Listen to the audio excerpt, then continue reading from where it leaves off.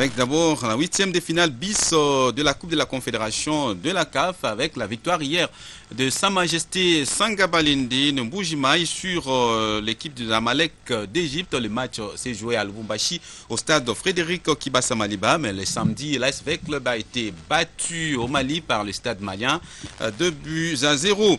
On en parle avec Dieudonné Mukendi qui nous a rejoint sur ce plateau. Dieudonné, bonsoir. Bonsoir Laurent Fidel. Alors vous avez suivi comme nous les différentes rencontres de nos deux représentants, l'ASV Club et Sa Majesté Sangabalende. Quels commentaires vous faites de ces deux rencontres d'abord? D'emblée, d'abord félicitations à nos deux clubs qui continuent bien sûr à défendre la République en dehors. D'abord à l'ASV Club de Kinshasa qui a pu faire un match héroïque, nous devons le reconnaître en dehors du pays, et plus précisément au Mali. Ce que je peux dire d'abord, Laurent Fidel, est que V Club a livré cette rencontre très loin de son public.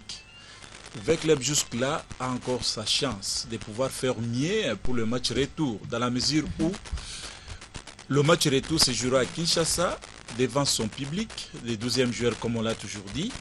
Et j'espère bien qu'avec un dispositif bien mis en place par les coachs, l'entraîneur Florent Ibenge Ikwenge, qui est une condition bien, un garçon très calme dans tout ce qu'il fait et surtout lorsqu'il coach cette équipe.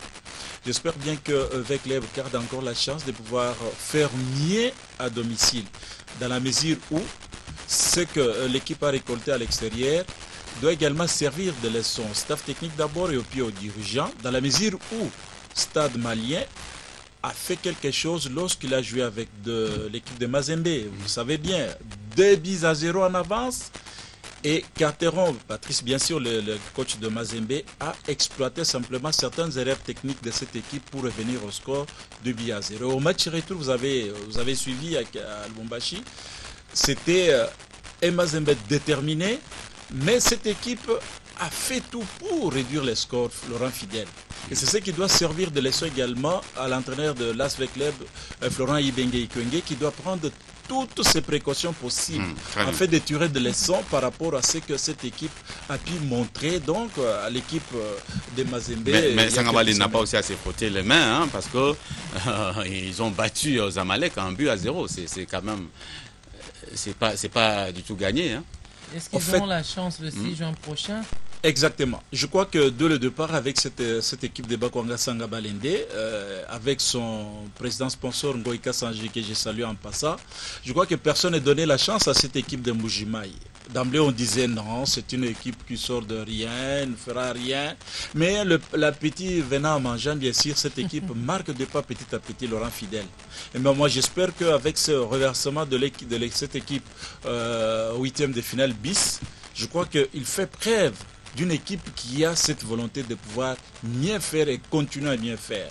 J'espère bien qu'avec ce qui est arrivé à Lubumbashi hier, ça donnait beaucoup de leçons. D'abord au staff technique dirigé par Santos Mutubile Ditunga, que je salue en passant. Santos a prouvé une fois de plus. Vous n'avez pas salué Florent Ibenge. Florent Ibenge, oui. Je l'ai déjà salué, bien sûr. Dieudonné, puisque vous parlez de ça, nous avons vu un mariage population katangaise plus l'équipe de Bakwanga. Un mot par rapport à ça? Oui, un mot, ma sœur Pierrette.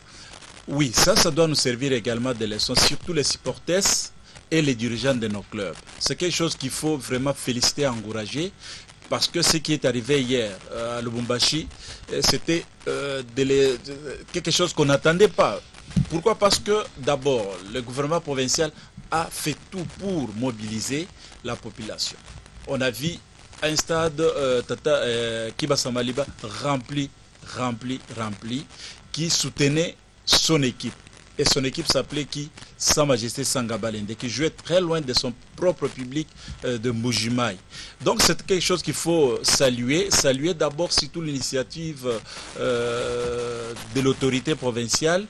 Et comme vous avez suivi, on a vu Moïse Katumbi Chapwe qui a même interrompu son voyage à l'extérieur pour revenir soutenir l'équipe d'Nsanga Balende. Habillé d'ailleurs en couleur d'Nsanga Balende, lui et son adjoint.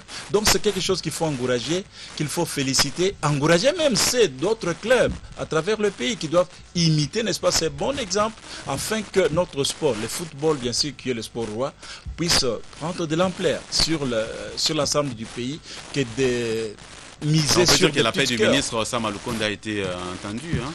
Entendu en quelque sorte, bien sûr, mais nous voulons que cet appel puisse être entendu partout en République, parce que la violence et autres actes que nous décrivons aujourd'hui ne sont pas commis qu'à Kinshasa, au Mbujima et non plus, mais c'est presque partout dans nos stades de la République démocratique du Congo. Laurent Fidèle Amadou.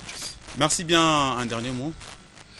Un souhait à nos deux représentants. Ah oui, bonne chance. Je crois que pour l'ASV Club, au moment où nous parlons, peut-être l'équipe est déjà kin. Sur le Bénin, je crois que Florent Ibengue Ikwenge va reprendre du boulot. Il va pouvoir mettre en place une autre stratégie, une autre vision pour que son équipe gagne. Santos Moutoubile également de son côté va prendre des stratégies possibles, mettre une équipe capable de pouvoir rivaliser, pourquoi pas aller faire mieux à l'extérieur afin de ramener la victoire prochainement.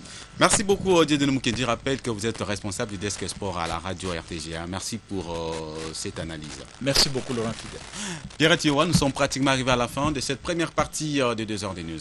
Mon complice et moi vous remercions d'avoir suivi cette première partie de 2 heures de news. Nous vous laissons en compagnie de Patrick Peso-Zanetti pour le compte du Grand JT à 19h. On se retrouve donc mercredi, Pierre et moi, pour vous servir. Au revoir.